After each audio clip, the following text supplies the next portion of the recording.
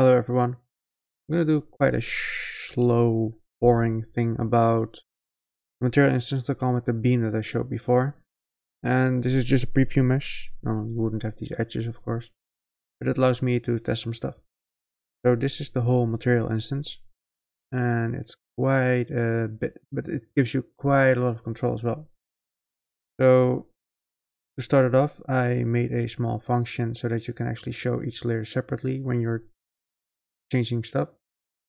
And in this case, I only want to show layer 1, and that's the outer layer, and that's layer 1.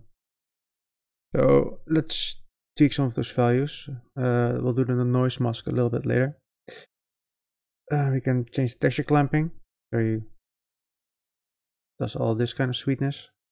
You can change the style of that edge the way you want it. Same with the clamp low, you can tweak some values there so that you can play around with a lot of variations until you get something that you want. And then additional masking control there.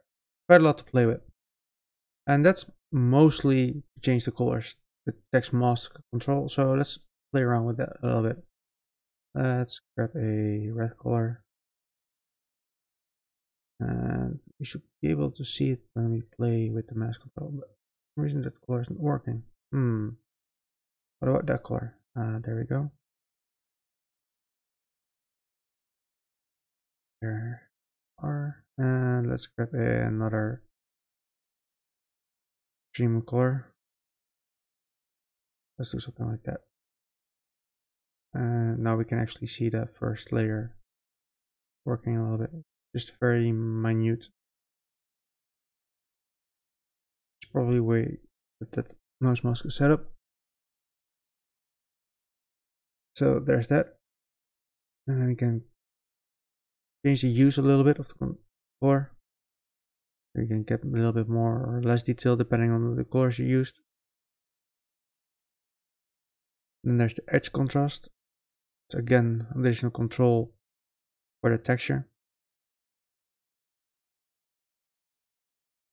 The edge mask limiter also gives a little bit more control on the edge effect, so that the edge is bigger or smaller. Eventually you hit a spot where the rest is not showing either. So that's quite annoying, but it's a limitation, I guess.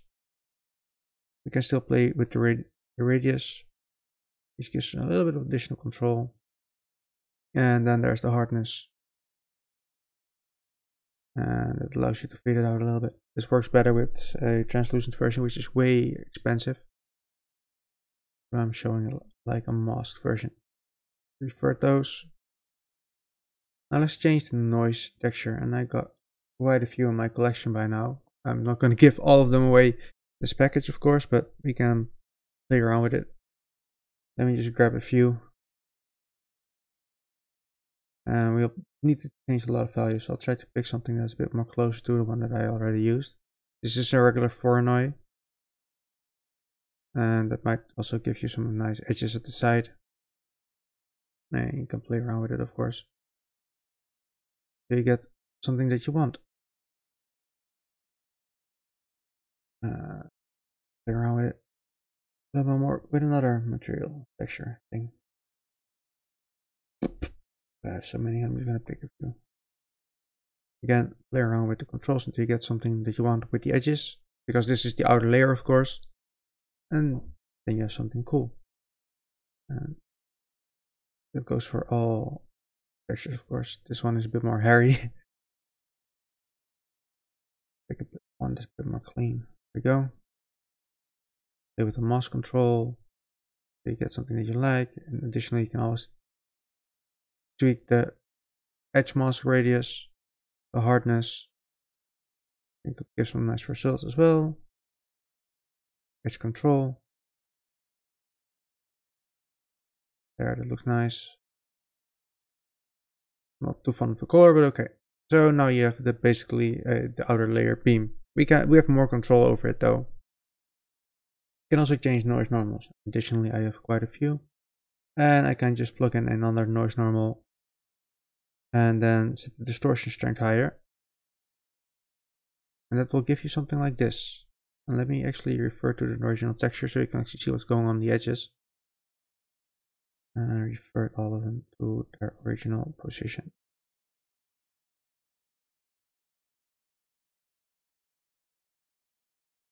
There. So with this noise control, you can actually add more cool edges, effects, and whatever. And this gives you quite a lot of options, of course. I'm gonna grab another normal map. And we can change the sizes of each, so you can see we can change that to 1, I think, and that should give you, or oh, that 1 to 5, maybe make it a bit bigger. There's a lot to play with here.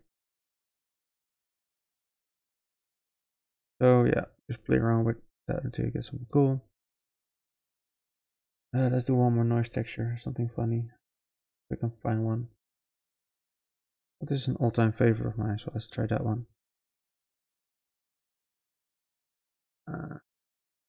And this gives some nice edge effect, as you can see. Nice and swirly, that's quite cool. We can also set the fan speed, so there's a bit more wobble of the noise. Might look quite cool in here. This helps with the texture spanning faster, of course, so 2 or so.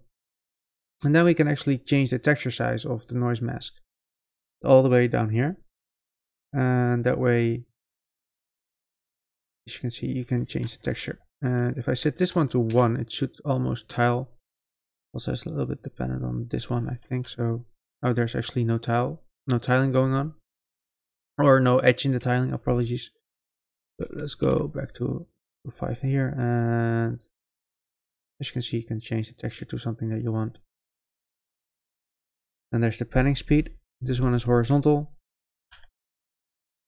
which can also give some nice effects.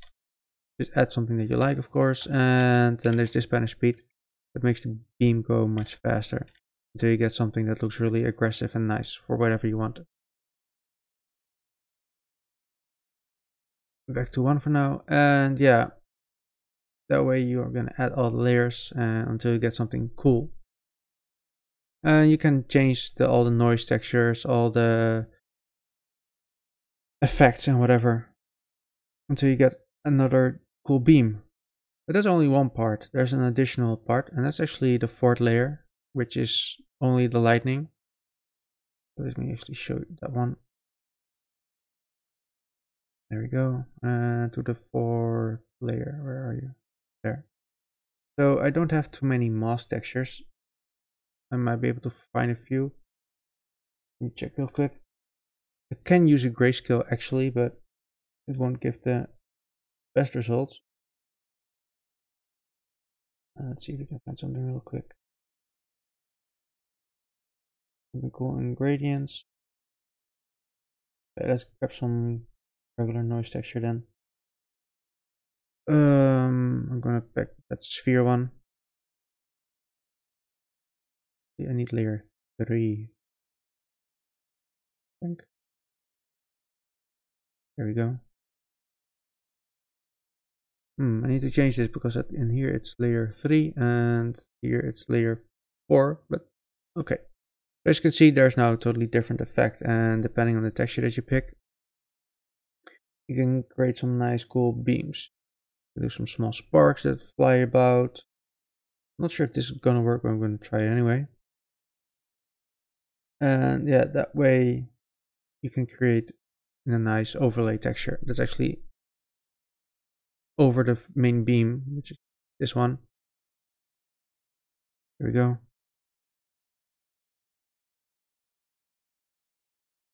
Okay, and now for the final part of this thing.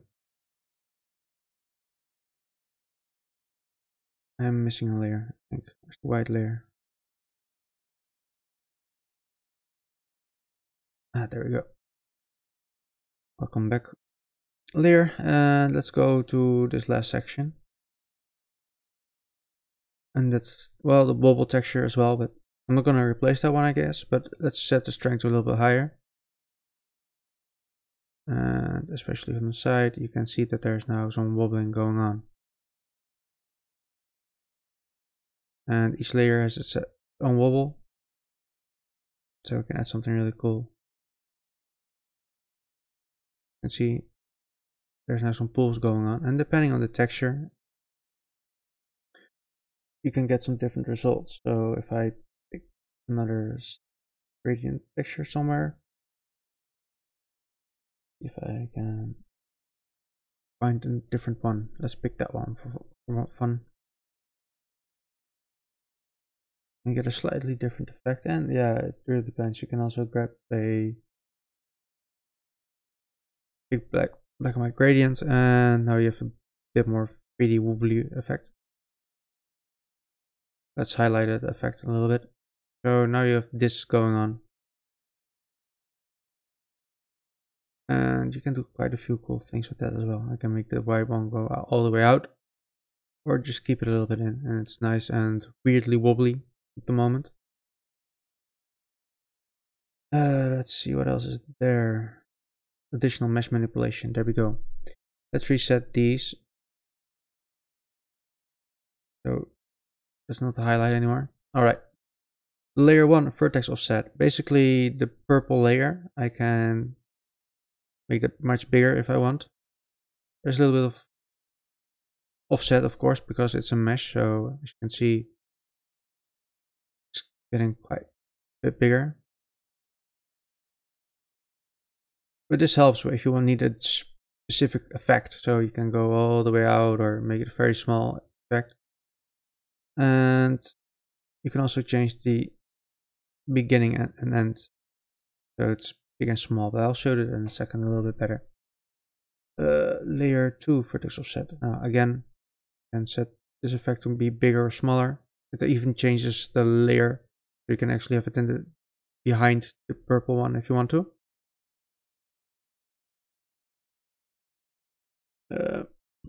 Same for layer 3. You can have it overlapping, you can have it really small. And again, same for layer 4. So you can do whatever you want with that. It's all going through the shader. Alright, so let's only highlight, well actually we can do it all at the same time. Let's say we do -30 for that one. And this is at the end of the edge. All the way over there, I guess. And yeah. The next one should be -25. And this one should be -15, I think. It's not perfect, but as you can see, you can now have the beginning and end of the beam and have them a little bit bigger, which is quite nice. And it can make sense. Alright, what else is there? There should be a gradient somewhere.